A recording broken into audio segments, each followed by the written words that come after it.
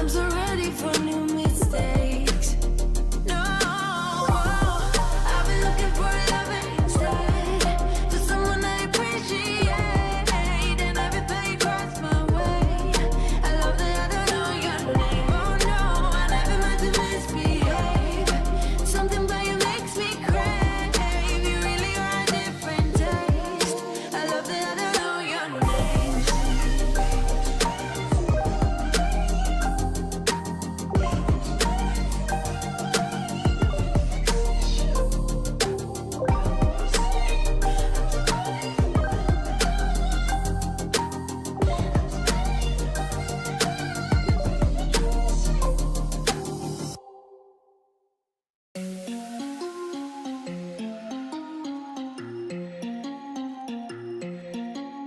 I know you have questions, I don't have answers, clearly no manners, baby. I know you want it better, putting on the pressure, 'cause pressure's gonna get the very best of me. I give a little something, doesn't come.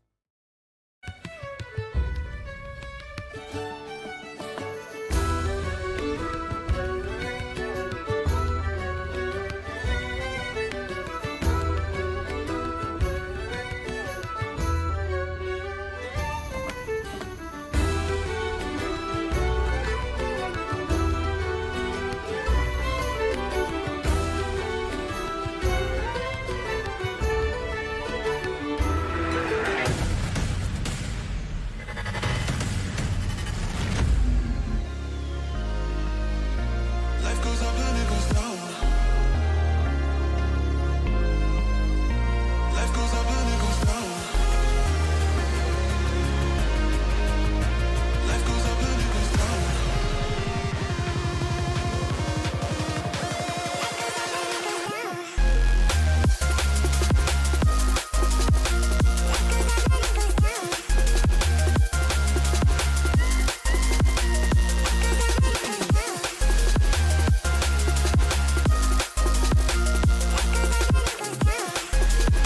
Lovely grab out.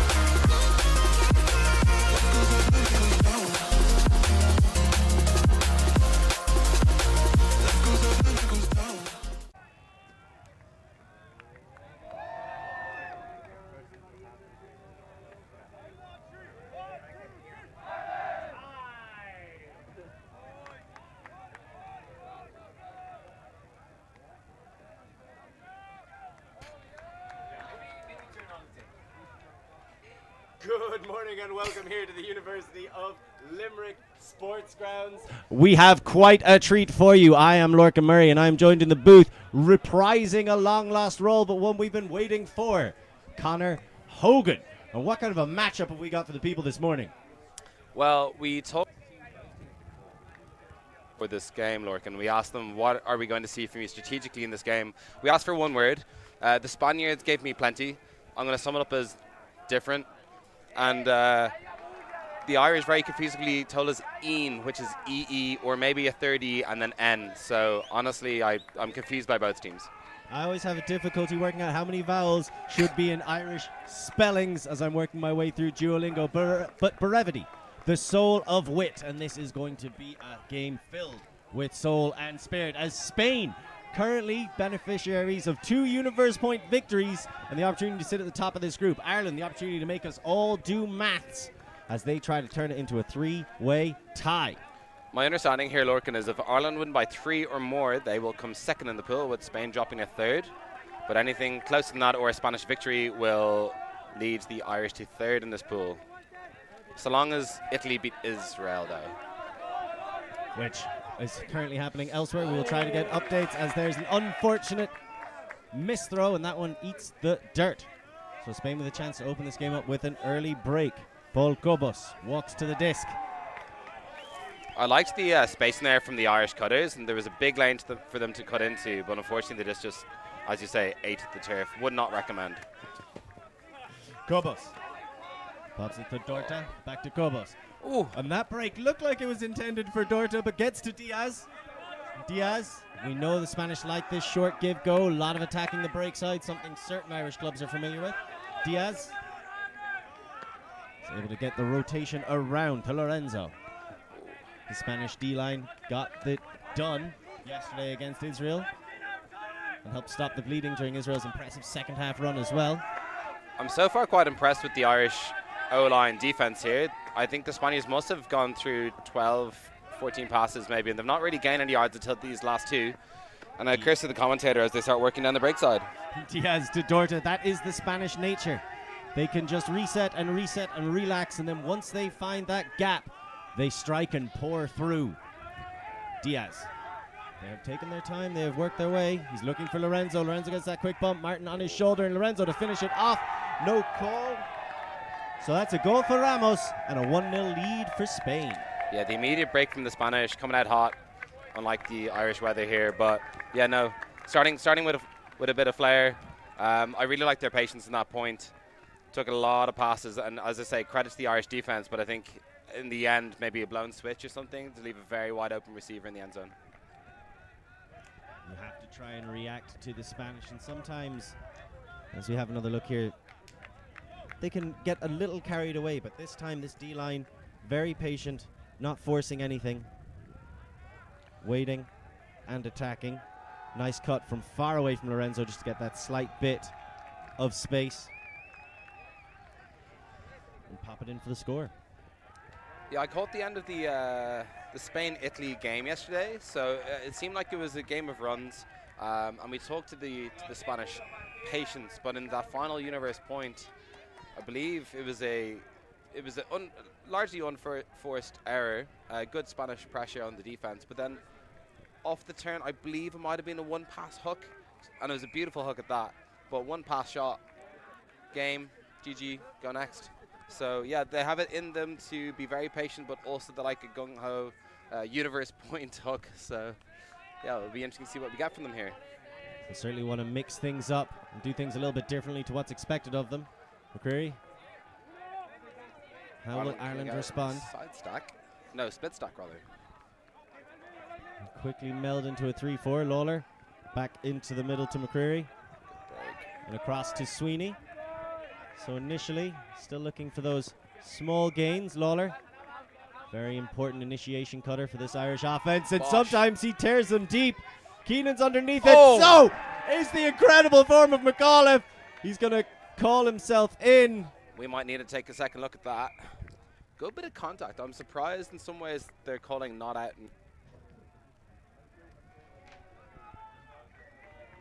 So I'm assuming Lawler was searching for McAuliffe. I would. Kind of ignoring Keenan underneath it in the presence of his defenders, and they're going to call that one in. Good spirit there from the Spaniards. As I say, I was not surprised, or I'm a little bit surprised that there wasn't a foul call, as there's a good bit of contact there, and whether or not I think it was a foul or otherwise, I think a conversation would have been apt maybe. But yeah, good grab there from McAuliffe. Good strong take. So Ireland Looking for that initiation cut, able to get the break across to Lawler, which leaves him an awful lot of room to set up this deep shot. Fakes it once, twice, and then thrice as nice to send it to McAuliffe. Big time grab. Yeah, he was definitely in. Arguably, he was, instead of forced out, I think he might have been forced in off the contact. So good use of his defender there to push himself in for a goal. It's a wise play there from Ian McAuliffe. That's a classic strategy, going up over Nolan Young, one of the Irish plants on this team. Oh, an Irish player on the Spanish squad. I know, yes. Things we Two love to actually, see. Aiden and Nolan. Oh, spicy. Love that. There's a few connections between these countries, between these teams. Of course, that man that we're going to, I assume, see an awful lot of on this point, number 43, Juan Troiano, playing with Ranelagh out of Dublin this year. Oh, love that. Oh, on disc now, I see. Yep. You can see he's already adopting that kind of give-go Ranelagh handler style as he bolts to the deep space. Dalmau, and then working with Francisco Romano, who is absolutely stellar. Troiano. And Monterde as well, another player who was brilliant yesterday on stream, and especially against the Italians, Giron. And this is that lightning fast, and I got to try and find a better word to describe it, because I'm massively overusing the word lightning. Troiano with the disc, but when the Spaniards are giving and going, they are very difficult to stop. No, hard agree. I think they got their timing a little bit better this point, because the first few passes there were just pop down the break side. Much better spacing, much better yardage gain from a few passes. So Dalmau goes down the line, and that's a lot of pressure to be putting on Monterde. Really great dump defense, and Troiano's forced to get separation in about half a meter. And they are getting very gradual gains. Romano has the disc. Yeah, credit to the Irish defense there, stifling the Spanish flow, forcing them to stay very close to that sideline. Pressure building. We'll see if they can get it off that sideline now. Use this far side of the pitch. Might open up their offense a bit. See Niall McCarthy on the mark, taking on a big challenge in Romano. Troiano, Monterde, the trifecta of quick disc movers. You've got to try and shut down somehow. So far, no one's really found out a way to do it consistently. Spain remain undefeated, but in spicy universe point games. I've enjoyed so far at this point the Sam Micklum and Troiano matchups. That's 42 for Ireland, 43 for Spain.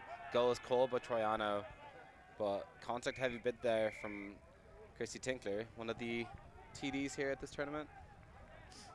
So big thanks to him and the crew for making this all happen. And that's Giron, who is attacking the front corner. Joshu Mashi Giron. So we're going to have another look at whether or not he was in.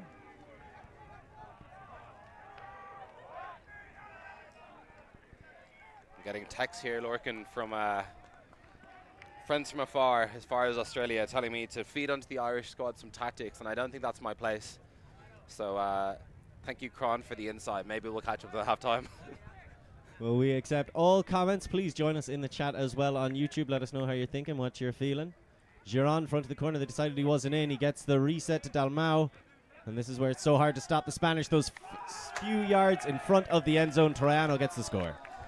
And Lorcan, that's what we see there. When they use the full width of the pitch, they actually score in 2 passes. So they were trying to, as we affectionately say, cram it down the cram hole. So basically just like using that last fifth of the width of the pitch on the far side, on the fore side. But once they swung the disc, it was very easy to get it into the end zone. So well done to Spain for adapting off that long stoppage and getting in the goal. As you can see, Ireland trying to push the Spaniards in one direction, but with a break throw, and it's that initial one almost from Giron to Dalmau that is able to relieve the pressure and open up that other side of the pitch. Not going again to the cover.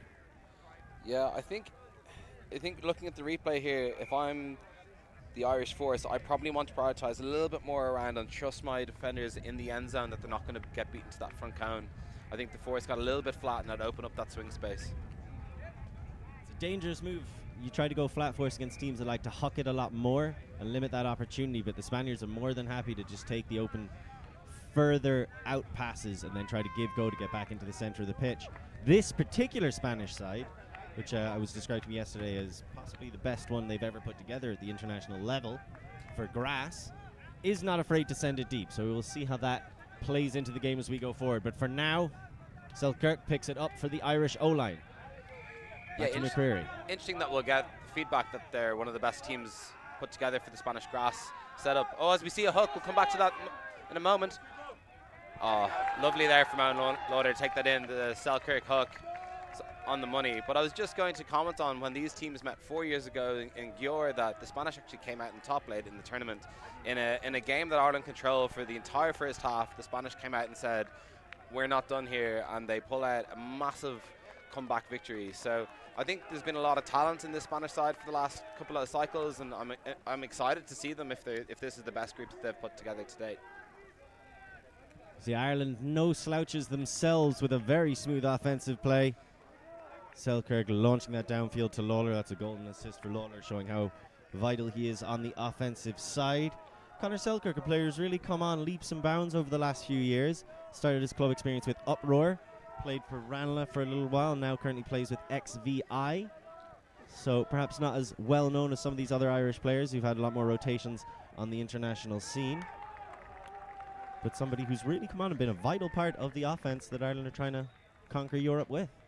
Yeah, and I think he's gone from strength to strength. I think moving to XVI, a lot of teams will, or a lot of players rather, will largely look at Ranelagh as maybe the peak in Ireland in terms of like the training you can get and the competition you can get. But I think the role that he plays at XVI has really allowed him to step up and get to the next level of his game. And how frequently do we see the reset to Troiano and him immediately throw it right back? That's Monterde he was working with initially. Monterde again with the disc back to Troiano. And now Troiano, he has options. Initially shut down, those two cuts to the same place. And now Monterde maybe getting a bit frustrated. After some quick flow to get halfway, the Irish are doing a better job of limiting their options. O'Callaghan on Troiano. Contact heavy pick there in the middle. Sorry, Lorcan. As we see Monterde gets the disc just on the outside of the end zone. Marked by Niall McGovern. Picking up one of the more challenging assignments. The soft reset back to Dalmau. Dalmau floats it a little bit, but Troiano's there. So Callahan trying to almost get the touch, and there's the bobble. Great defensive pressure from Ireland on limiting those options. McGovern and O'Callaghan putting in absolute shifts. As Kelly picks it up. And there's one of the captains with the perfect leading pass. McGovern gets it across to O'Callaghan. Doesn't like the deep shot initially. Instead, he's going to try and get it back into the middle, and instead throws it to the laying out Giron. So the opportunity to break back goes begging. And here come the Spaniards with the easy collection and score. Double happiness for Giron. Yeah, and we see that there's the first turnover from the Spanish offense. I think Ireland will probably need to figure out something to slow them down in the first 2/3 of the pitch, because once they get to the red zone, Ireland's defense is actually a lot better. Fortunately, we see Brian T there just turfing the flick. He's definitely more known for his backhand hooks. And off the turn, then we just saw the quick pace Spanish offense just punish, I guess, the Irish mistake. But it's good from Ireland. The pressure's coming. It's just a little bit more clinicalness needed, and they'll get that break. I said we. They will get that break. It's a hard thing to remove yourself from that feeling, especially you're playing on an Irish team this cycle. I haven't played on a national team in a decade. Wild. And I am, and that's why I'm known as the most objective commentator in European Ultimate today. That is what they say. So they're still fighting. They're still, like you say, they can get those turns, but need to see a little bit more on the offensive side once they get the disc. For now, 3-2, the advantage to Spain. And even though Ireland did get broken on the first point, 2 flawless offensive holds following it. Yeah, it's been a good standard so far. Think about where the space is, where they need to create better space, where they need to attack. As we see a really nice flood play here. Getting the disc to Owen Lauder, who looks for his favourite receiver again, Ian McAuliffe. Oh, that's a great block there from the Spanish. As we see the rain start to fall, it's coming down a little bit diagonally, not quite horizontal yet, so bit of wind left to pick up maybe as this game goes on. Jimenez Perez is the one who was able to get up there and get that big block. Like you said, the Irish structure, the flood to set up Lawler as an initiation cutter, shooting for his pelt teammate McAuliffe. At that time, it fell at the wrong second, and Perez was there to knock it away. So Spain with another chance at a break. Dorta picking it up. Wind and rain also picking up. It's a big opportunity here for Spain to get the open break. See if the Irish O-line can put another good shift defensively. As Perez, the man who got the D, sends it back to Cobos in the middle of the pitch and collects it again. The throw and go, and then a brilliant move to the break side. Diaz working well with Cobos, and now they're a little bit off to the races. Dorta looks for Diaz. Almost overthrows Young on the other side. Young gets it back. Diaz. And any time a Spaniard holds it for longer than 2 seconds, you know the Irish are working hard downfield. Pashek gets that for a big gainer to Cobos. Looks for it on the return. Instead gets the dump swing back to Diaz. And this is really great patient work by the Spaniards. Almost throwing that out of bounds, but Perez is able to claim it. They're just about at the brick mark now. The rain rises and Perez throws that one into the ground. Turnover and an immediate retraction. What do you make of McAuliffe's reaction? Yeah, maybe a little bit emotional. I feel like the Spaniard did step forward to get through the mark, so you often do see a little bit of contact. And within the rules, any movement from the forest does result in a defensive foul. So it's quite a common foul to see, but I think it's good spirit there to retract that, as maybe the contact was a bit minimal. It's the Irish O-line here. You got a second chance. Can they come back at it? McAuliffe. Nice swing into the middle to Shaky. Oh, and he's a man who loves a shot.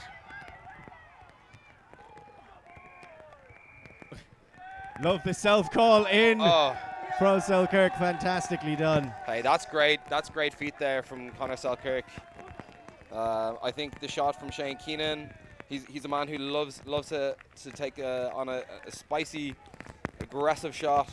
And maybe the edge was a little bit too IO leaning there, but Sally does him an absolute favour, toes the line, and the call comes from the sideline as well as on field straight away. Oh, that's great feet.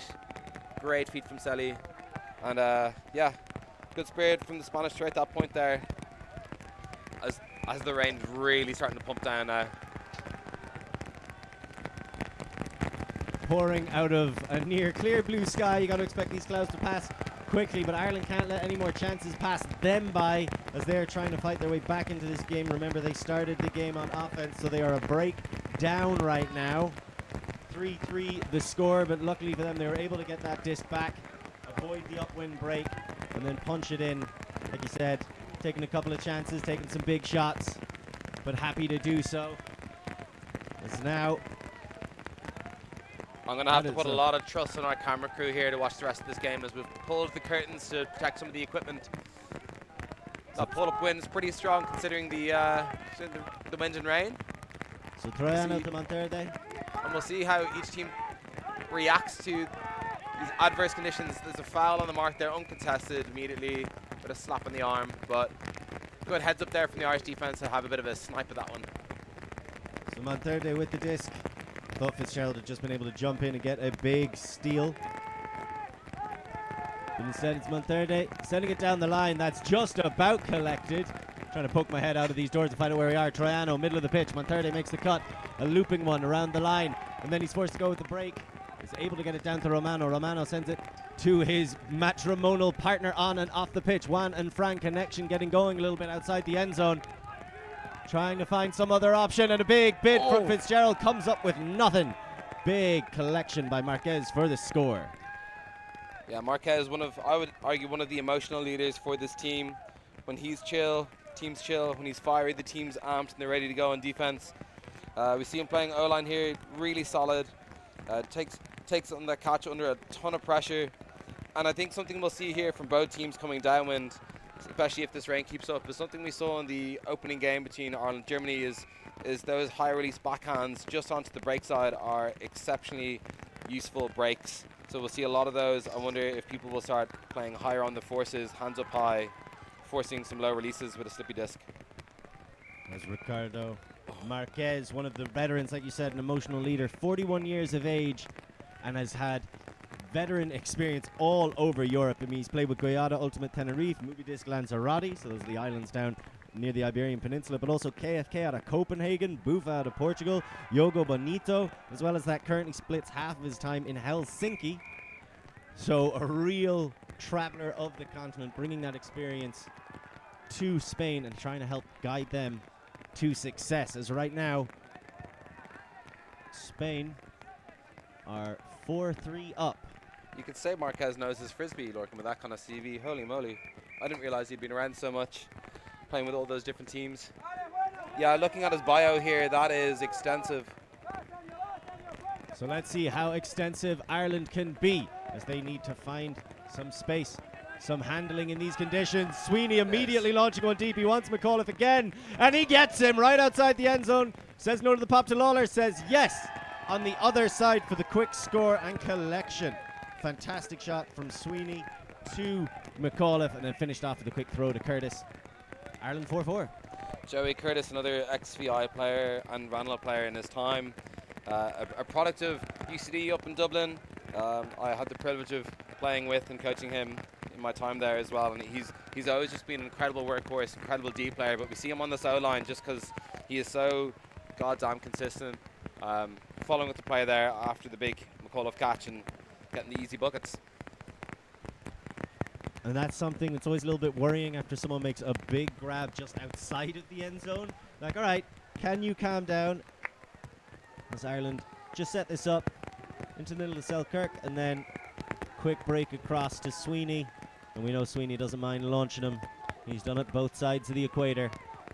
And at a lot of different levels internationally. Great grab by McAuliffe. Two defenders around him and a wet disc. Lawler pulls the defense to one side and the finish to Curtis. So what I rate there from Sweeney is that he actually starts his cut before he even has a mark on him. And what this allowed him to do was create space for his backhand hook to the forehand side by shimmying a little bit, faking the backhand to the backhand side, forcing his mark, who's already playing catch-up, to bite too hard, and opened up all that space in this wind and in this rain. Much handier to throw the backhand across yourself than to throw the forehand. So great wisdom there from Podge to be able to set up his throw like that.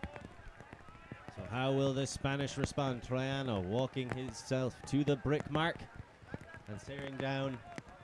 Looks like certainly a little bit of a poachy block. It's match defense downfield. You can see two Irishmen trying to sneak into those lanes, forcing the pass to the sideline, and Giron. Doyle marking him. Giron has Dalmau, has Monterde. Eventually is able to get back into the middle. That's San Jose. Down to Romano. Romano back to Giron. Giron. Again, it just stalls for a second. Stewart is someone who Ireland really rely on to limit handlers. He's got a wide wingspan and questionable heritage decisions. Back to Giron. Dalmau. Some excellent switching here from the Irish handler defenders. Any throw and go is really just communicated well from the team, and they're just getting their switches, as I say, in that handler space. Those buzz switches, as they're affectionately known. Dalmau. Back to Giron. You can see the players swapping rotations. Big bid, but nothing for it as Troiano looks to immediately go back. If you're going to bite on a move from him, he's going to punish you. And the final score with a pass in. Irish receiving star Ian McAuliffe blocking my view there with his umbrella, but I caught the end of it on the monitor. It looks like, again, some good breakside flow from the Spanish, utilising largely the full width of the pitch, maybe not being forced over to that forced sideline too much.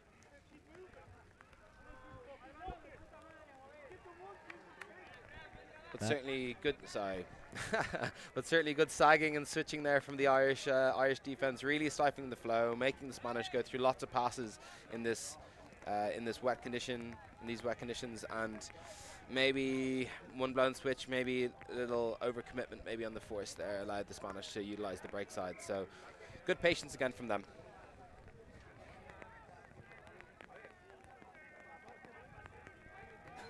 And that's a risk that you really cannot take against the Spanish, as they punish you so quickly. If you're going for that bid, that's kind of the point on the line.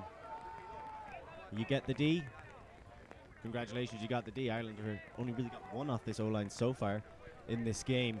But if you don't, people like Troiano, like Monterde, San Jose, Giron, they're going to punish you by immediately taking advantage. They see you on the ground, they start pumping their feet and looking to get that classic Spanish style going.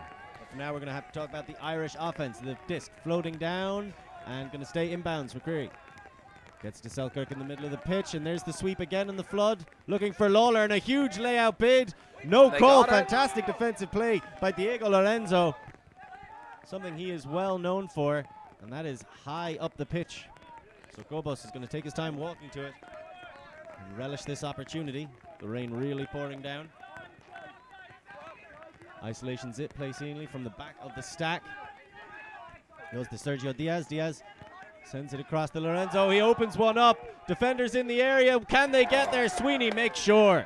Good block there from Sweeney. I think one thing that I saw is a little bit different between the two sides offensively so far at this point is Ireland, when relying on that set play to open up space, they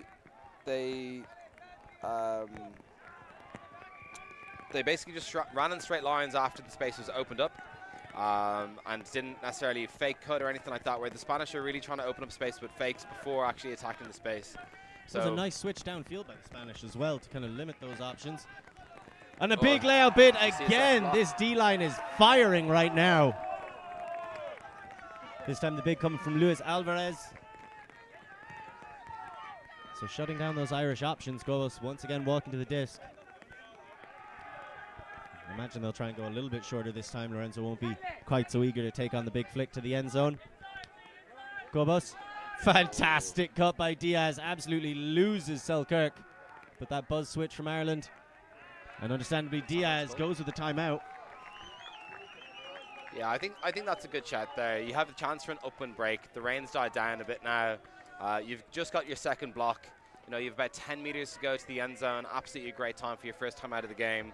This would put them 2 breaks up if they can get. So yeah, a good time to calm everyone down a little bit after 2 big blocks. And yeah, we'll see what they come out with here. Steph Rapazzo somewhere shouting about turnouts or similar. So right now, the Spanish 1 break to the good. Started the game on defense. They're currently 5-4 up and an opportunity to punch this in and make it 6-4.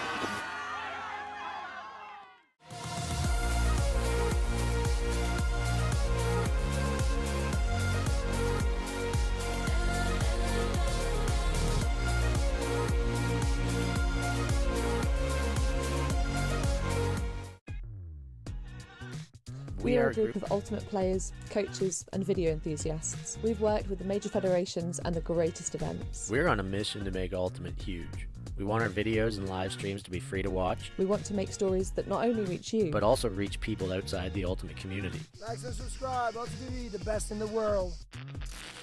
Become a member and fund our work to cover more events in the future and to bring more stories and live coverage to the eyes of the ultimate world and beyond. Welcome back. Right now, the Spaniards just outside of the Irish end zone with the opportunity for an upwind break and trying to ratchet up the pressure on the men in white. Diaz with disc in hand, staring at a 2-5 setup. But you got to imagine that's going to be an isolation on Gobos. We know they like that quick give-go.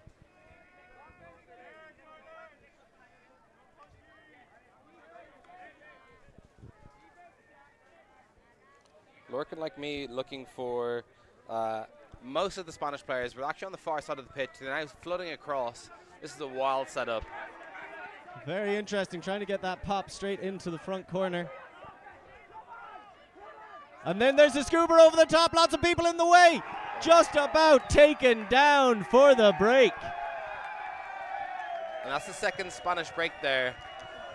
Steph Rapazzo's turnout not coming to fruition. I'll save it for maybe a future point, but my Steph Rapazzo impersonation will have to stay in the box for now. Hopefully not for too long, but right now the Spaniards putting the Irish in a bit of a box, Hoagie. No, I strongly agree. I think it was a good little poach setter zone set there from the Irish. The Spanish came out with a, honestly, never seen before for me anyway, set where they had 2 people in the end zone, 4 people out of the end zone on the far side of the pitch. I thought they were off the pitch personally, and I thought, well, they've just given up here if they've only come out of the timeout with 3 people. But you know, if you're going to come out of a timeout and that's your game plan to throw something spicy across the pitch, then I'm all here for it, and it's not going to always work out every time. So the Irish will have opportunities to get blocks in those. That is 2 goals for Santiago Ramos. He scored both of those breaks. And Lorenzo, number 24, who got the assist, showing he's not afraid to throw a couple of sketchy passes. He went for that blade shot initially. Sweeney was able to get the block on it. And then that time going for the scooper. Once again, Sweeney in the area, but Santiago able to take it down and secure the 6-4 lead. Remember, they started this game on defense as well, so they will come out to start the second half with the disc in hand. So Ireland really need to punch this hold in and then find some breaks of their own. A side stack to get things started. McCreary gets it down the line to Selkirk. And maybe a Spanish zone look here. Looks like a bit of a 2-3-2 perhaps. So Ireland found themselves playing fairly comfortably against the Israeli zone yesterday. So we'll see how they can deal with this Spanish one. Keenan. I said it a 2-3-2. It looks like there's 3 up front, maybe a bit of an arrowhead or similar. They're certainly trying to stifle the speed here of this offense, but actually all it's done is create space for them to attack behind, which they've done well to date. McCreary calls for it. He wants the little quick cut behind to Sweeney. Lots of commentating. You might be able to hear TD and sometimes commentator Liam Grant yelling out advice. Nice grab by Sweeney. Almost threw that one behind him. Selkirk and Sweeney working together. There's McCreary. The throw and go from Sweeney as he tries to jump through the first part of the zone. Good collapse by the zone to stop him getting that second pass off. But the swing all the way to Ryan on the far sideline. This is good work by Ireland. Finding the gaps.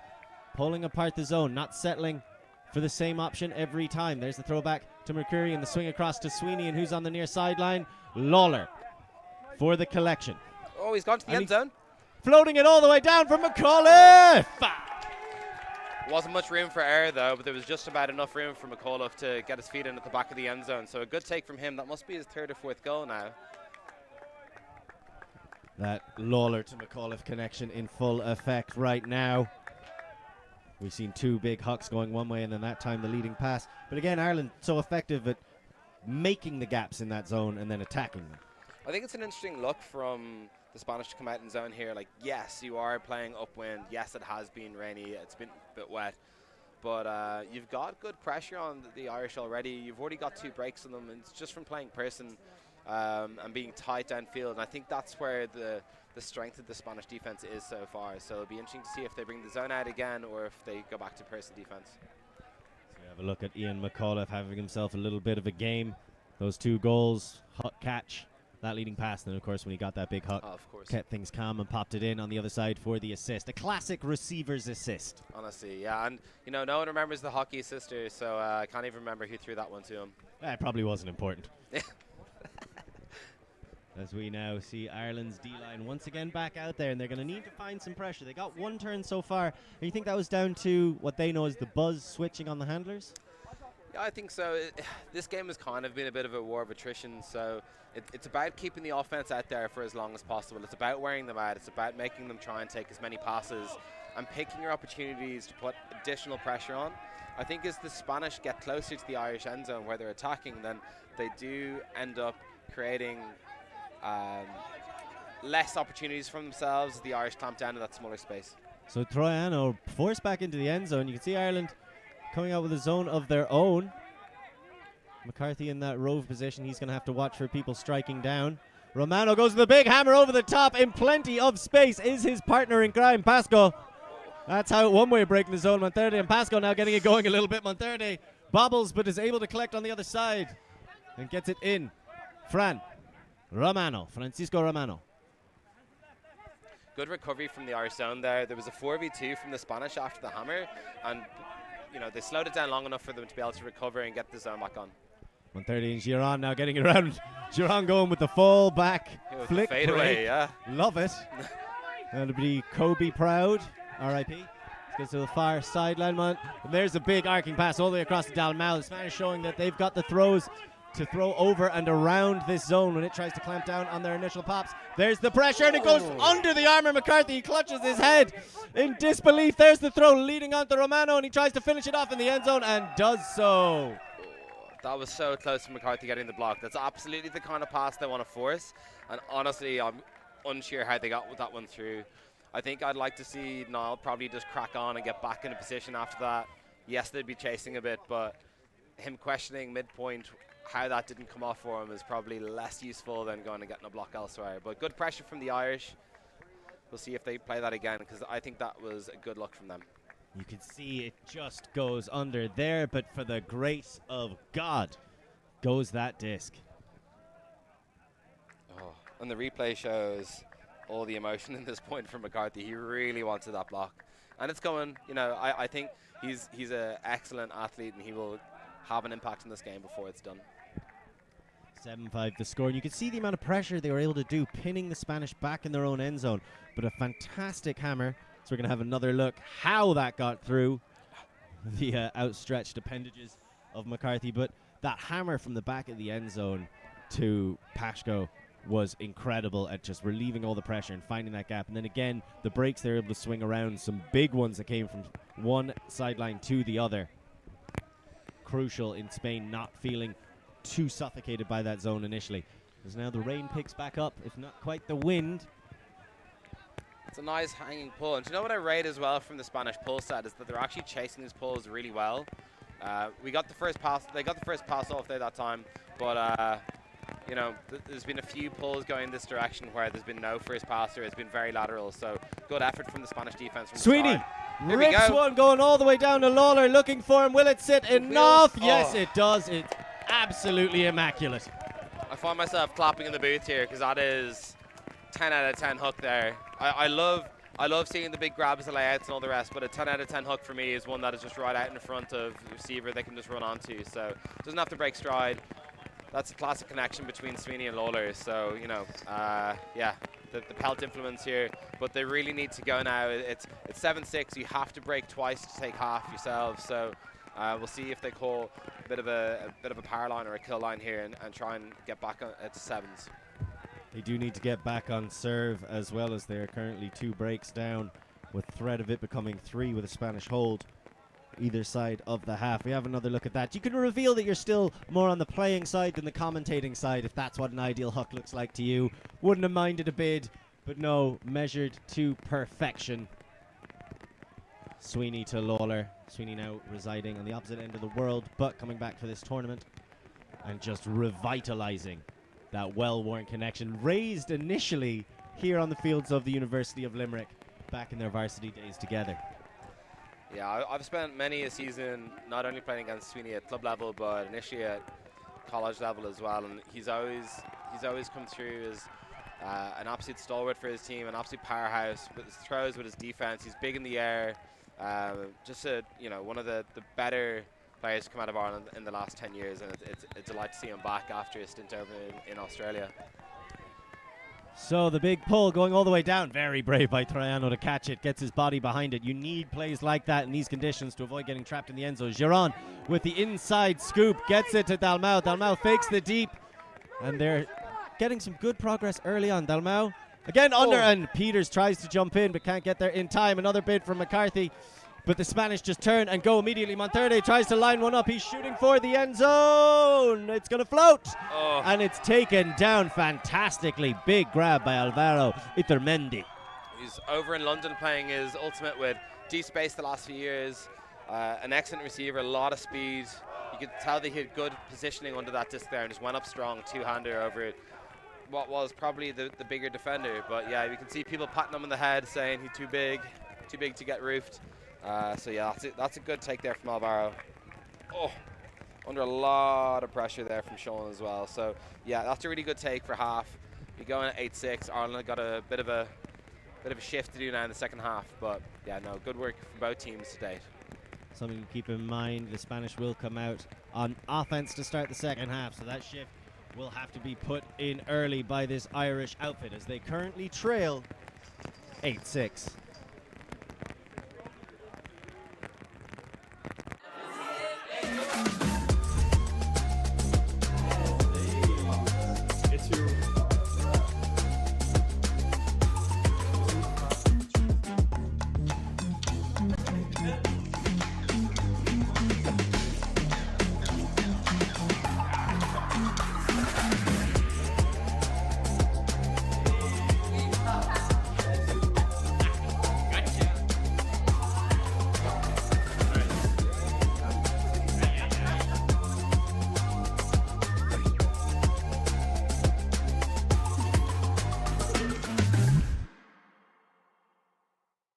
Search for Hive Ultimate on YouTube to learn about our cutting-edge strategies and to see analysis of world-class teams. To find out what Hive can do for your team, head over to our Patreon page where you can gain access to our exclusive drills and session plans and to join our worldwide community of coaches. Get ahead of the curve with Hive Ultimate.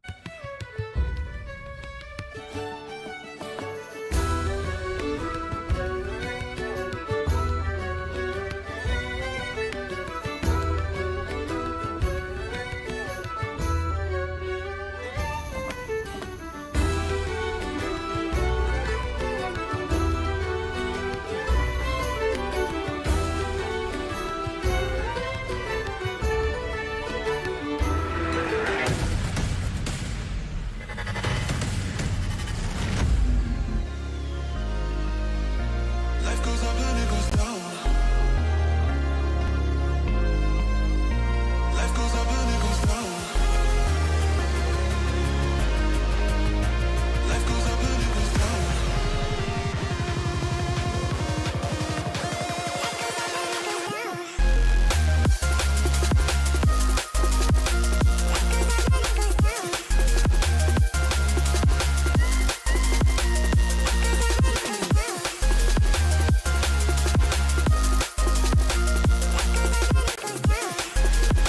Lovely grab out.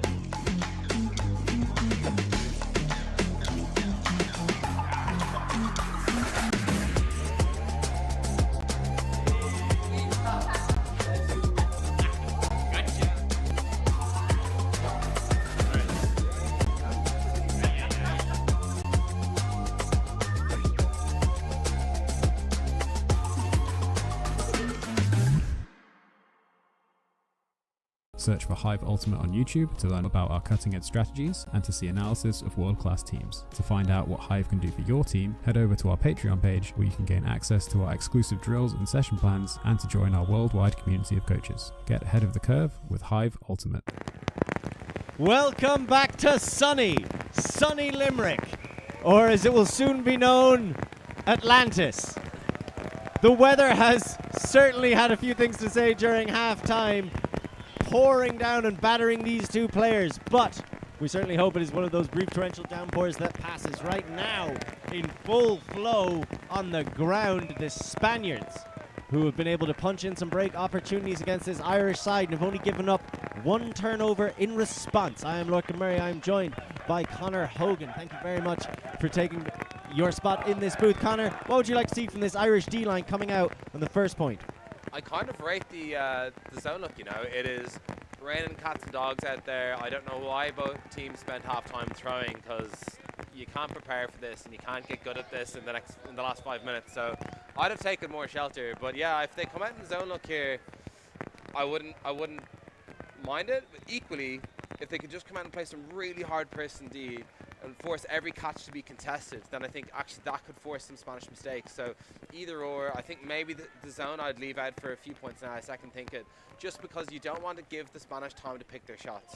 So I'd probably come out, as the rain starts dying down, right, so there goes my theory. Maybe zone then, but you don't want the Spanish to have time to pick their shots. And I think we need a little bit more patience from them off the turn, should they get one, and be able to punch in the break, because that would really rejuvenate their energy for the rest of the second half. You see that is an experienced Spanish line coming out there. Marquez, Giron, Monterde, Romano, Troiano, Dalmau, and finished off with Pashko.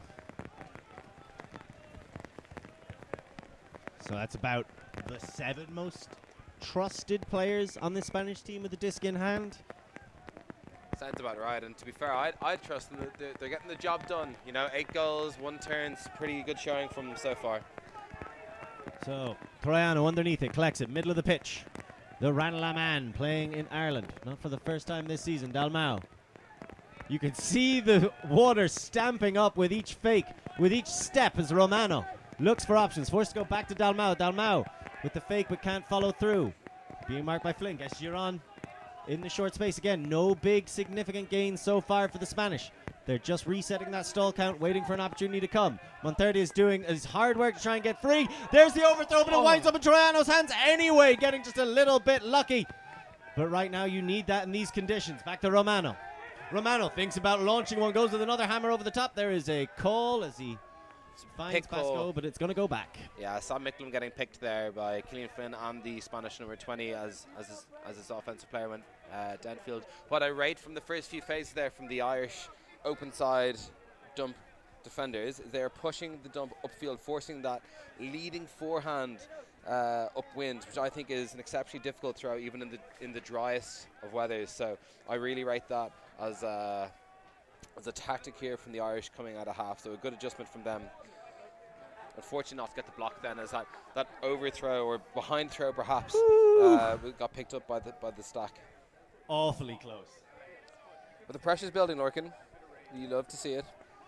Hopefully, I'd prefer to see an actual turnover. Yep. As we see Romano uncorks a big one, launching it deep. There's going to be a battle. Troiano's looking for it, but he can't get past. He can! No! He can! Oh, that's so unfortunate.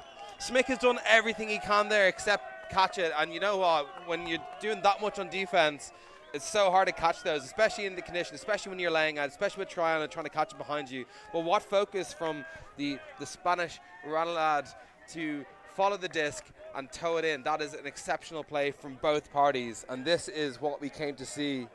Oh, Smick with the layout. Block, Troiano, good feet. Oh. Heartbreaking for the Irish eyes. This is Frisbee. Frowning right now looking at that one. So we see Killian Flynn ringing out his jersey. That is how much rainfall there has been in the last 15 minutes. Yeah, Christy Tinkler following suit. Handsome, all the boys bringing out their shirts.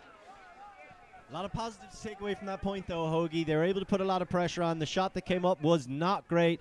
Sam Micklem made a huge play, but Troiano stayed with it, was able to collect it in what accidentally became a game of Mackline in the rain. The Spanish come out on top and push their lead out to 3 points. If this is Mackline, does the Spanish receiver have to catch it one hand, so should we not go back? That's an excellent point that someone should raise. But great. I don't know what the crossover between Mufta Frills and Mackline is, but yeah, we might pick that one up with them after the game. Well, there was a similar call in one of our games yesterday that people will review after the fact, but right now you've got to live in the moment, and right now Spain are living.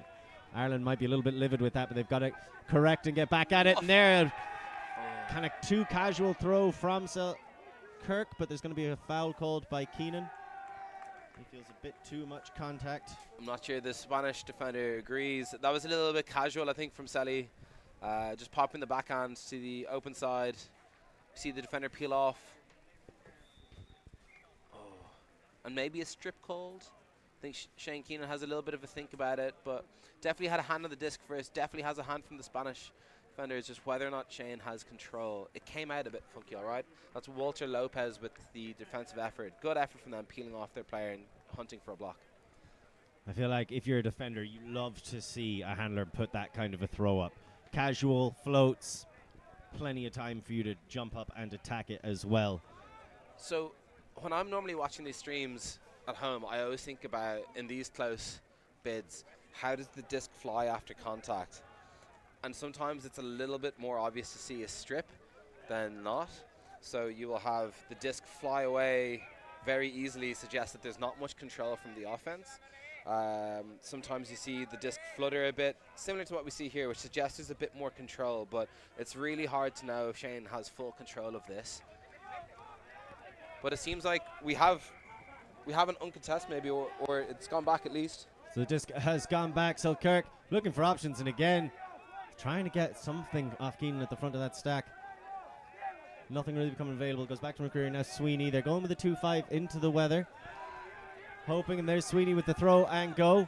Gets it just about down the line and receives it again. Goes to load it up. Diaz attempted to stop it on the first time. The second time he unleashes it. McAuliffe on the other end, and there's the collection for the score. Rain be damned. Do you know what? If there was ever a way of beating the Spanish throw and go offense, it's to play a bit of throw and go offense yourself. And if you've ever watched Podge Sweeney play, you know that's absolutely in his bag of tricks. He's shown there the ability to time his cuts, to stutter step, to delay his cut up line. He gets a couple of big yardage gainers, and then he hits that break side hook. So that's a bit of a clinic on a bit of throw and go offense to set up your hooks from Podge Sweeney. Great give go with Curtis initially to get into that position. Diaz was able to step across and stop the first look, but his momentum carried him too far, and that was just Sweeney saying, yep, that's absolutely fine, that's what I wanted. Yeah, what I rate there from Podge too is he knows his defender's trailing. He knows the defender's probably going to have a bit of contact in slowing down, so he pivots forward, which probably isn't the ideal position for him to throw his hook from. It kind of baits the defender to get a little bit more upfield, and then he pivots across more towards the break side and gets his backhand hook out. That's another veteran play there from Podge Sweeney. He's put on a bit of a clinic out here. I'm enjoying watching him play. And as a man who knows how to use the Euro disc, organic discs, best flight in windy conditions. Podge Sweeney showing exactly why they can trust that German engineering. Now producing discs in the US and Australia. They're going international, and they continue to insist on bringing streams to you with their support. Of course, if you want to get some of the best grip available in these awfully wet and wild conditions, then look no further than Tokay Boots. Quality ultimate apparel for quality ultimate players and everybody else. Myself. As that is the pull coming all the way down, fielded by Giron. Immediately lows the Troiano, and here comes the pressure. He wants a deep shot immediately. He's going for it. There's a blown coverage downfield as it finds its way to Monterde. I thought there would be far more white shirts getting in the way of that one. It's the kind of throw that they've been looking to invite from the Spaniards. There's the pass into the middle. San Jose gets it back to Dalmau. Dalmau. Still nothing immediately coming, so he runs himself for the goal. Nope, just in front of it. A little bit shy. Dalmau, as Ireland collapse in on him, leaves a pop pass available and gets it right in front of the end zone. I think McGovern there second guessing whether the pivot was straight into him or not. Think about the contacts. Doesn't make it cold, unfortunately, so no stoppage. But yeah, it opens up a little bit of space for the Spanish to attack that front corner. I think maybe if that happens again, we might see a call. But yeah, he was happy enough to contact that first time. Great throw and go again from the Spanish.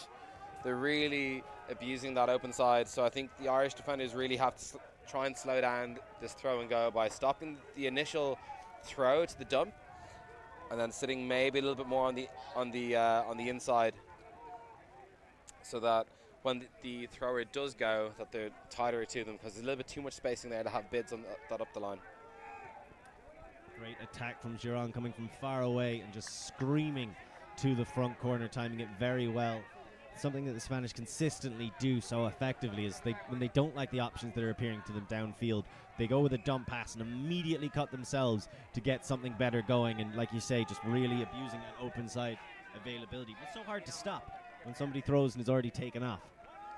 What I rate too from that Spanish offense is after the hook, they didn't get greedy and try and hit the end zone with a second pass. They slowed it down to their own tempo and then sped up again once they were happy with their set. Took more passes than potentially was needed to get to the end zone, and yeah, did it in their own pace, their own timing. I thought it was really good tempo control as we see them come out now on defense in that zone of theirs. Selkirk and McCreary tasked with breaking it down. There's the break throw at the least. Now in the hands of McAuliffe. He thought about sending it deep to Dylan Ryan. Doesn't.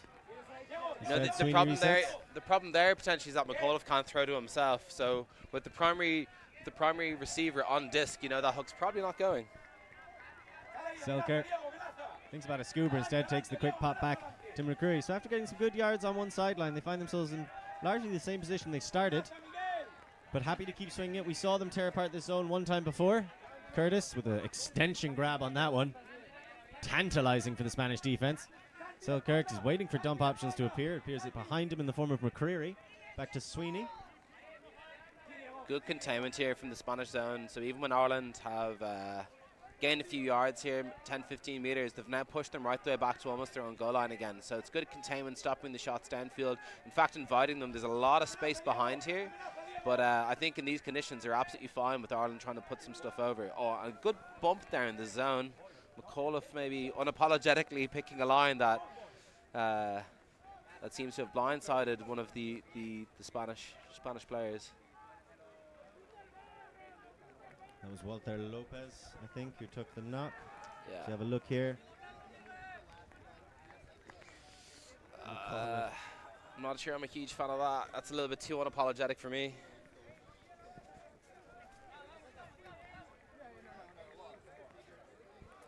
Some of the Gaelic heads around here might say fair shoulder, but non-contact sport. Self-refereed. We'll be kind to our neighbours. He's wearing his inspiration on his shoulder in that particular instance. Maybe wearing a little bit of Lopez after that contact too. And again, something the Spanish do very well that I'm not really seeing Ireland do as much of is faking against the zones to try and pull it apart and create slightly larger gaps. We've also seen them throw one or two spicy overheads. As McAuliffe gets the disc back, able to get it through to McCreary. And this is where the Spanish want them, trapped on that sideline. Sweeney has a swing across to Lawler, finds him. What I rate from the Spanish zone is they're allowing the Irish to go wide and then stifling any options back into the middle of the pitch, which essentially stifles them and pushes them to go back the way they came for a loss of yards. But we can see a few throw and goes here now, following their passes. Good zone offense until that one is sniped, and a good block from the Spanish wing. Struggling to catch number. Perez with the block there for Spain. Excellent snipe. Good timing on their sneaky run out to the sidelines to stifle that. So just when Ireland were getting comfortable, they attack. Gobos resets it back into the middle, and Diaz, who immediately calls a timeout in a more favourable position. And I like that as a look. Yeah, I agree. Once you've been playing a long phase of zone defense there, or any defense really, and this is an important break as well, should they be able to get it, I think that's a great call there to just catch your breath. And you can see the O-line and the rest of the D-line coming in and patting the Spanish D-line on the back. That's a good shift from them and well-earned break. So can they turn this well-earned rest into a hard-earned break and push the lead out just a little bit more? As it currently stands, Spain 10, Ireland 7.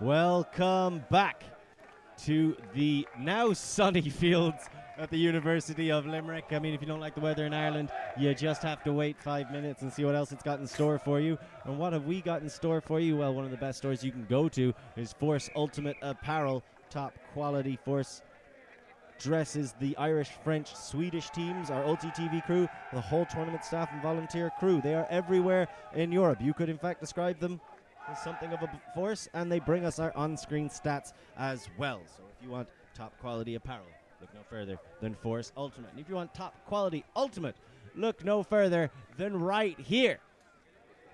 As we see Diaz with the disc, getting the measure of this Irish O-line's defense. They're going with a fundamental 2-5 stack. You got to imagine there's a set play coming out of this as Ireland try to set themselves up with a clamp to shut down any isolations from the front. I was literally about to say the last phase that we saw of the Spanish offense had an initiation from that front of stack, so I'm interested to see that they picked up on it and that they've clamped to the front to say, oh! It was Lorenzo with the initiation off the second in stack. Another sneaky, unorthodox structure from the Spaniards coming out of the timeout, as now they are really running fast and putting in a lot of effort. There's the break across. Can he finish it?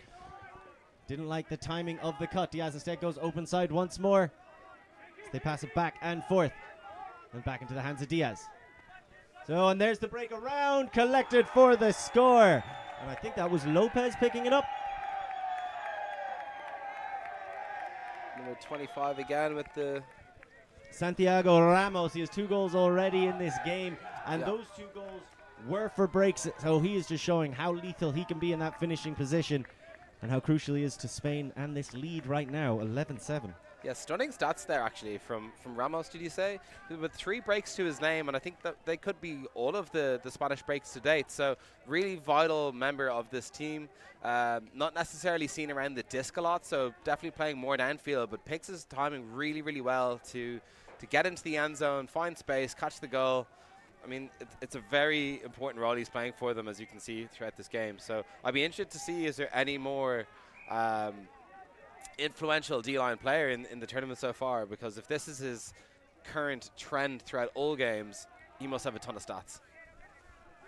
Certainly been lethal in this matchup so far. And like you said, you're dead on. They've had 3 breaks in this game, and all 3 of them have been scored by Santiago Ramos. Yeah, I'm really interested in this. I'm going to go check out his stats for the rest of the game so far, or the rest of the tournament so far. So where are we at? Mr. Ramos. This is wild. So before this game, he's had 3 goals. So he's doubled his tally already. I wonder which games they've come in. But anyway, yeah, no, a great shift from him so far. As Ireland are going to have to try and switch gears and fight their way back into this game. Selkirk picks it up. Sweeney front of stack isolation. You'd expect a deep shot. McAuliffe goes under. And he's looking all the way down. And then a phenomenal grab by Shane Keenan. That is a stunning bit of athleticism there from Shaky. Do you know what? I saw that go up and I thought with the wheels that Shane has, he probably can just run this down. And yet he chooses for the spectacular bid. Either way, I'm happy with the goal. That is a stunning bit of work there from Shaky, and a nice shot again from Podge. A solid throw and a far from shaky collection on the other side. Very confident by Shane Keenan, and perhaps the exact little boost of energy that the Irish side needed to fight their way back into this matchup. 11-8 now. They need that D-line to start getting some turns. Yeah, hard to agree. Just go back a little bit to Shane. He started playing his Frisbee in UCD again with a few of the boys on this team, and he really burst onto the scene last year, I think, with Ranelagh, or maybe in 1 or 2 of the seasons before with Ranelagh, but really, got his name out there last year playing at the UCF tournament. Had a big shift in that historic win against Clapham in the final. I think he's one of those players who, when not as well known to the Clapham boys, probably didn't get the right matchups on him on the O-line, and his speed is often unmatched. So he did an absolute number on them that day, and you can see he's doing a number here on the Spanish offense when they give him, or the Spanish defense rather, when they give him space. I certainly wasn't expecting him to play as well as he did last year at UCF, and he was a defining factor in Ranelagh's historic European campaign. Which we should mention more. I just think that should be mentioned every stream. I feel like it's been mentioned enough. Do you play for Pellet Lorca, do you? Some things never die. There is a light that never goes out, shall we say. As you can see, Troiano walks to the middle of the pitch. And I like the matchup on Stewart, another player who was very influential in the campaign that shall not be named. Gets it down the line to Romano. Romano immediately sets up Dalmau, who looks for the deep shot. He wants him on third day, and he finds him. Comfortable collection for the gold-plated Spaniard. Yeah, tries him out. Joost Peters can't get a proper bid on that one. Playing his ADL debut recently, did Joost, with Boston Glory, but no glory for him there as the Spanish easy peasy take that one in for a hold. That was really slick offense. Monterde has been phenomenal for Spain all tournament long. A very important player in their 2 wins yesterday, and showing again why he is so crucial to their success. That is his 2nd goal to go with 2 assists in this matchup. And something both these teams represent is the breadth of the club scene in their respective countries in a lot of ways. We spoke yesterday about Spain and how they've representatives from the Canary Islands, Madrid, Catalonia, Basque region as well.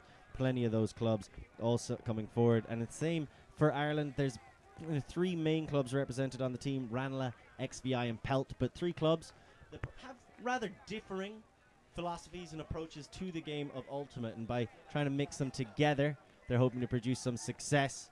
And if you're trying to say is regimented almost from Ranelagh, a little bit goofy from XVI, and what I would describe as freebooting from Pelt. Right now they're going to need to lean on all 3 aspects of that trifecta to get back into this matchup. Selkirk with the disc, middle of the pitch, marked by Diaz.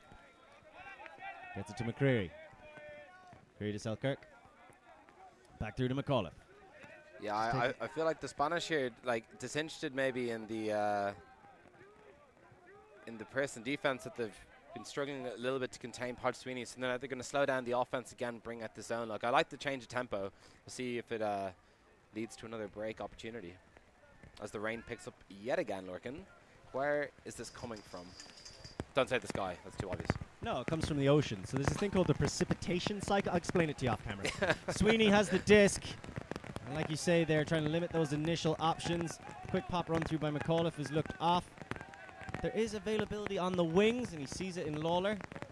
McCreary quick to rush up and make sure they don't leave him trapped on an island and break back into the middle. So Ireland have shown their ability to swing to effect against the Spanish. But the last time this zone came out, they did get a break out of it. McAuliffe with the pop over the top, and there's a big bid by Young, back in his home country and showing off his own athletic prowess for the Spaniards. That's an exceptional play there. I think it was a little fluttery maybe coming out of McAuliffe's hands. Didn't get the purchase he needed in this rain, and yeah, Young makes him pay. That's an interesting shot of their own from the Spanish.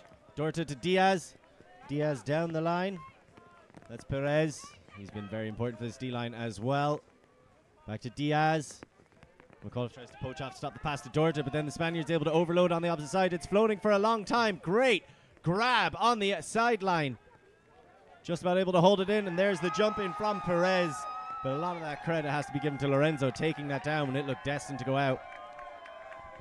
Yeah, credit to the Spanish here. I think they're playing the elements really well. They're switching up their zone and person defenses a lot, and it's really causing some disruption to the flow of the Irish offense.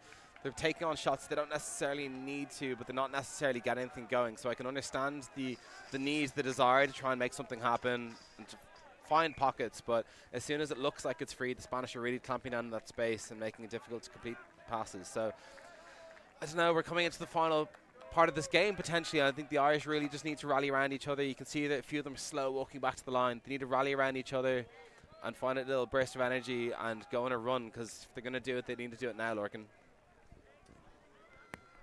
So how will they turn it up and fight their way back into this match? It all remains to be seen. They put out that same strong O-line and hope to work their way through it. What's strange is maybe it's an aspect of the elements increasing since then, but Ireland looked more comfortable against that zone earlier in the game.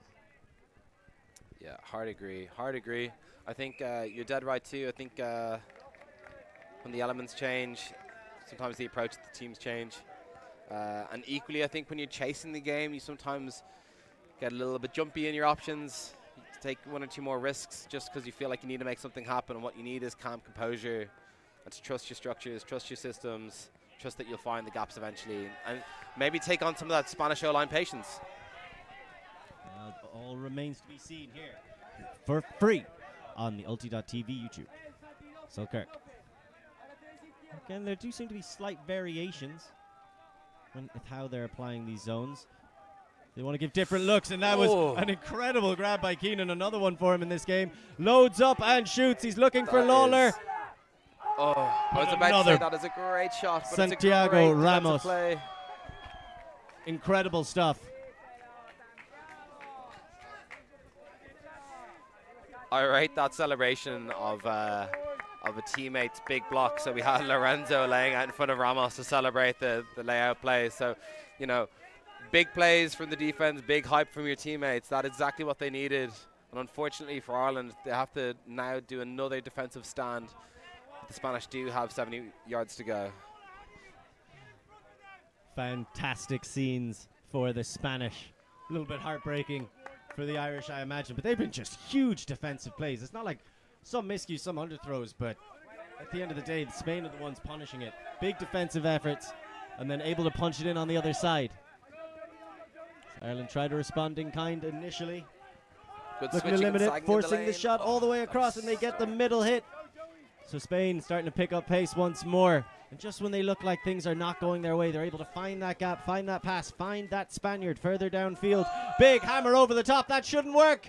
And it almost does. Trying to feed Santiago Ramos after the brilliant defensive play. So the foul call comes in here from the Spanish player, number 81, Perez. My take on this, while yes, there was definitely contact and a foul on it, the foul came and then almost a full second later did he throw it. I don't think you get the benefit. Yeah, I don't think you get the benefit of starting your wind-up after the contact. I'm not sure about that one. As much as I do strongly agree that there is contact and a foul there, I don't think you get the benefit of throwing afterwards, getting a freebie. It's almost like when you get fouled in basketball. It's like, oh, this is a free shot. I might as well take it. Yeah, different games, different rules, unfortunately. Oh, good There's the pressure play there from through, Podge. and that's technically an interception by Podge Sweeney. McCreary thinks about sending it, decides not to. Instead goes to Keenan. Keenan to McAuliffe, so the Irish O-line able to get it back. McAuliffe back into the middle to Keenan. They're going a bit more conservative to Sweeney. Oh, and that one almost miscommunication with Selkirk, but he's able to rescue it. And he launches the big arcing backhand, trying to find the back of the end zone, but only finding the ground. He does find the back of the end zone. In fact, he's gone out the back of the end zone. That's unfortunate. I rated the tempo change there. So Dean, after Podge got the off the interception, he popped to Dean, he busted deep, and Dean's a man who has a phenomenal forehand hook in him. I'm surprised he didn't hit the end zone. I also rated that he didn't hit the end zone. So good patience from him. Maybe he can have a chat with Selly and tell him to calm things down himself. The inside out was a little bit peculiar. As we see Romano coming on. Yeah, so I think if the other team gets fresh legs on, especially after turn or two, you absolutely should take a sub and get fresh legs on. So I think this might be a missed opportunity for the Irish. We'll see if it pays dividends for the Spanish. So once again, Diaz with the disc in hand for the Spanish D-line. Flanked by Cobos, the initial cut by Romano. He wants to go deep. They go with the under instead to Perez. Perez launches it now to Romano. He stutter-stepped. It's Keenan versus the Romano. Who's coming out on top? Great body position in the end. And Spain are flying right now. That's a real shame. So Shane chasing down that hook. I think he's taken an angle where he wants to go over the defender, not realizing the disc was always fading to the right. So he had position, gave it up, and he gets punished by the receiver. That's a good two-hand take.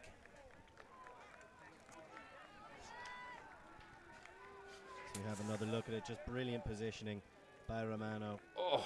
Shane gets on the wrong side. And an admirable attempt, but in the end he gets sunk. So that's a 3-point run for Spain to push it from 11-8 to 14-8. And still the Irish, right now their O-line just getting rolled a little bit, but trying to find their way to find a bit of patience. The power pool's still to come. And at that point these results don't carry through, so you're going to have to swallow that disappointment. You're going to have to swallow that negativity. You're going to have to find something inside you that helps you compete. Putting out a couple D-line players onto the line might just be the remedy. No, hard agree. I think for those power pools as well, for a team as strong as this Irish squad, I think they might actually benefit from being in the lower power pools and then fighting their way back up through crossovers or pre-quarters.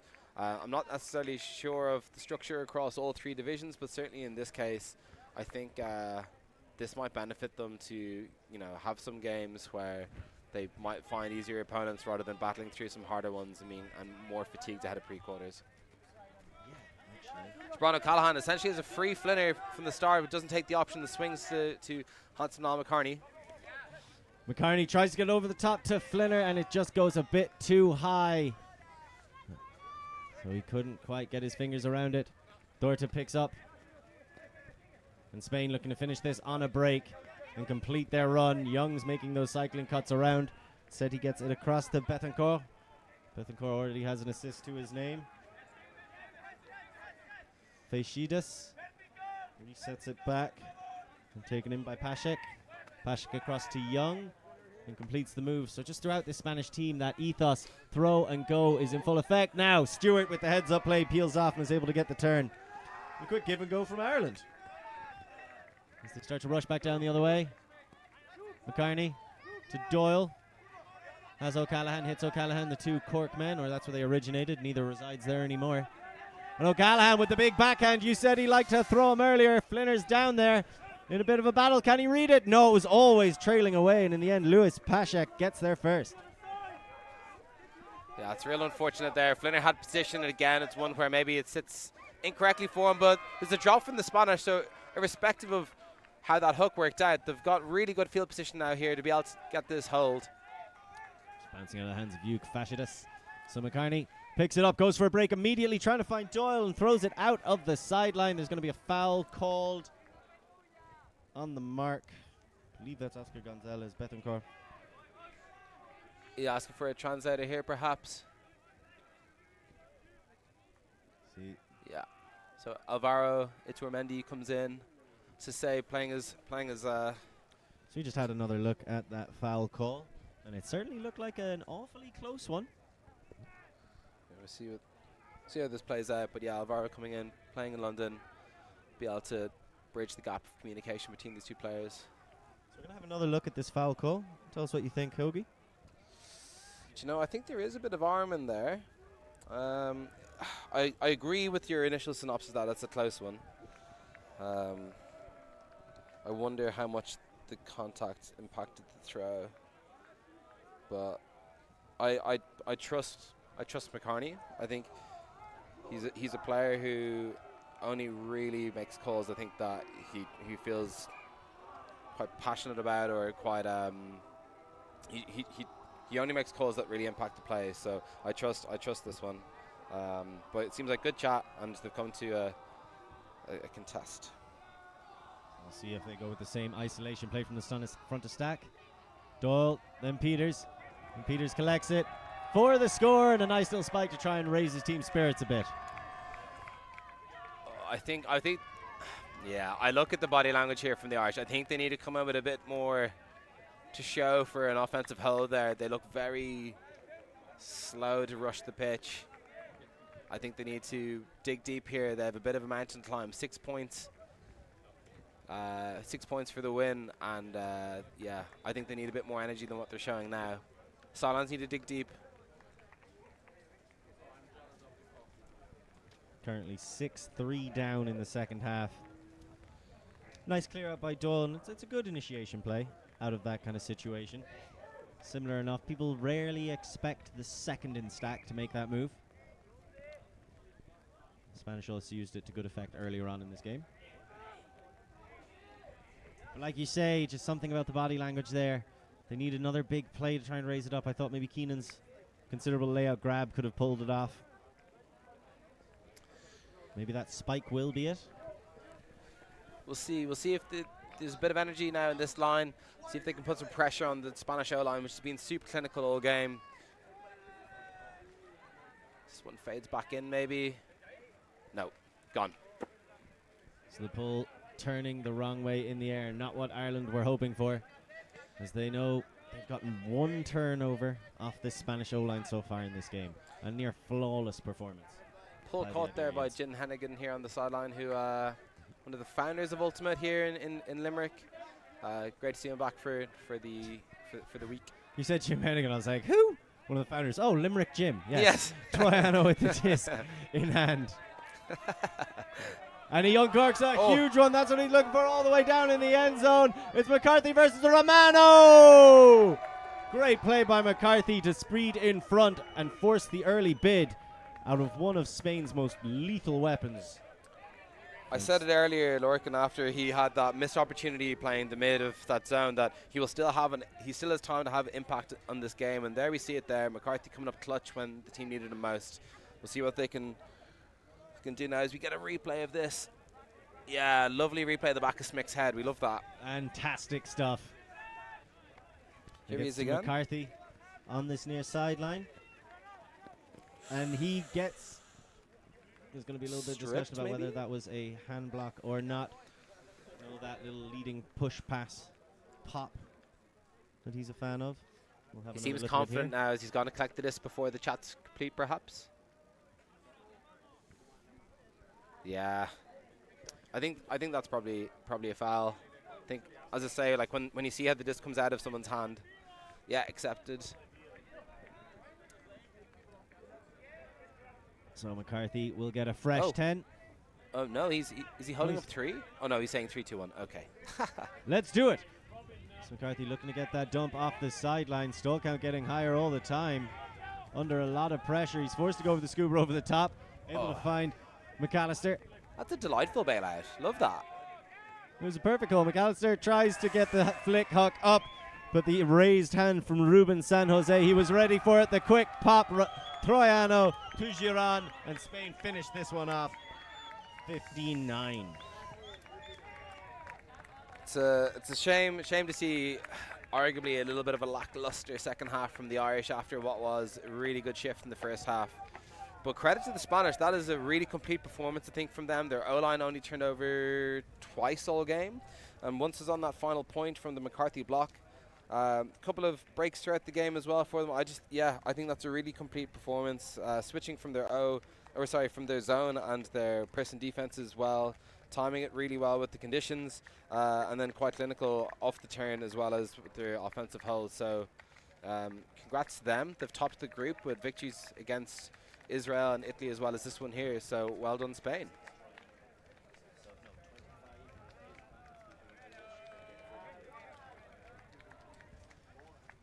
I think you said it best there, Hoagie. A real complete performance by Spain, and maybe some people were looking past them or overlooking them ever so slightly before coming into this tournament. But now they top a group with 3 wins, still undefeated, a group that contains Italy. Some people had them as a little bit of a sleeper hit of the summer, but right now it is the Spanish who are firing on all cylinders. And we are grabbing for a quick interview a man who has been incredibly impressive throughout that game, Santiago Ramos. Thank you so much for joining us here in the booth. My name is Lorcan. Pleasure. So, this is Connor Hogan. So you were a defensive force throughout that game. Can you talk to us about your approach as a team to trying to limit Ireland's options? Okay, well, we knew from the beginning that they are like really hot team. They were going to search for that kind of game. So the idea was to pressure underneath, try to diminish the threat in the back of the field, and just be there in case of those kind of throws. And it worked, kinda. So yeah, that was more or less what we tried to do. And you yourself, you came down with, I think, 3 breaks, 1 block, maybe an assist as well. So you had a really strong game. How do you see, I guess, your D-line competing against the rest of the teams in this division? And where do you see yourself, I guess, matching up with some of the other stars in this division when you play them later? Yeah, I think we have a team like have been working really, really hard to get here in a good shape and with the mindset to compete and give it like the inch by inch to actually like fight to those stars and be maybe one of them and put the name of Spain on the map for Grass Ultimate. Yeah. Absolutely. I think you're definitely getting everybody's attention here on the grass. Thank you so much for joining us in the booth. We don't want to keep you from your team anymore. So, straight from the Spaniards' mouth, inch by inch, brick by brick, they are building their reputation here on the green grass fields of the University of Limerick. And what a reputation it is. Undefeated out of the pool play. And I cannot wait to see what heights they can reach as they push on throughout the rest of this tournament and the power pools we were talking about earlier. Just as you have a look there, Ireland had 2 break chances, weren't able to convert either of them. Yeah, and the Spanish with 11. Wow, that is actually incredibly impressive, and almost 50% conversion rate on that. You can see that, as I said earlier in the game, it's a bit of a war of attrition. They really just bided their time, waited for those mistakes, and then punched in almost 50% of their chances. I think that's a brilliant shift from the Spanish D-line. And it's been a brilliant shift from you as well, Connor. Thank you so much for joining us in the booth, and thank you to everybody at home. We've still got plenty of action to come to you all day long here at the EUC. Coming up next, in just about half an hour, really, at 1 o'clock, we have Great Britain taking on Latvia in the mixed division. That's going to be happening on the other field. That promises to be a spicy affair. And then on this field, we have the battle of the, shall we say, vocal coaches, as Hungary take on Italy, build something as a Davide versus Zoltan clash. And myself and Benji will be on that later on in the women's. We have Switzerland and Poland, and Belgium taking on Germany at 3 o'clock. And finally, still undecided in the open because we're waiting for the power pools to be cleaned up at 5. But on this field, we will have Germany versus Czech Republic in the mixed, which, trust me, that one's going to be a barn burner as well. Two really high-flying teams. So for now, thank you so much for joining us. Here in the booth, I've been Lorcan Murray for Conor Hogan and our whole crew at ULTI.TV. Spain 15, Ireland 9, and we will catch you next time.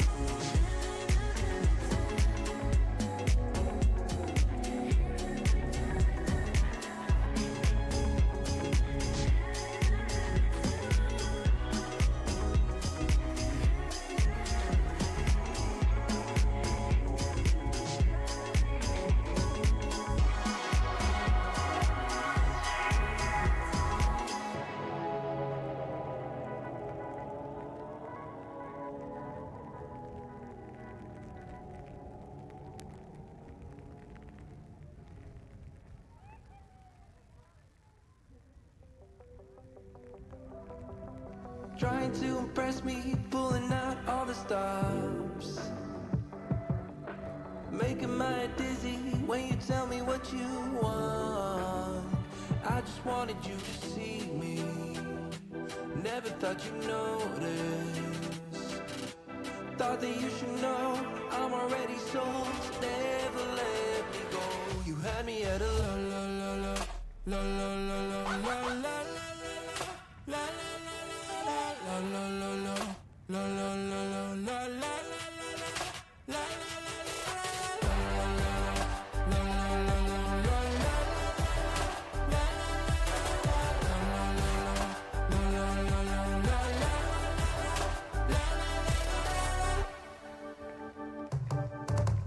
I can see you trying, finding ways inside my head. Lost and out of focus, I can hear a word you say.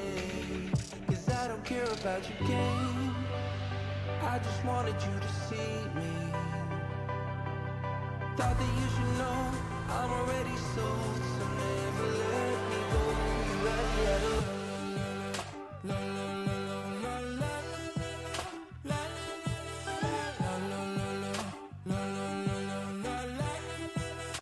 Thank you. Thanks. Merci beaucoup. Yeah, ultimate.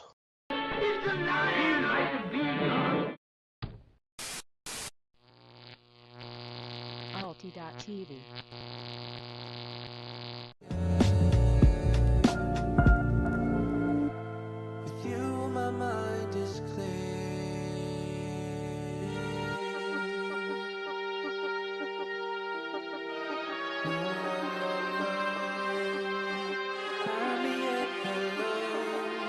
No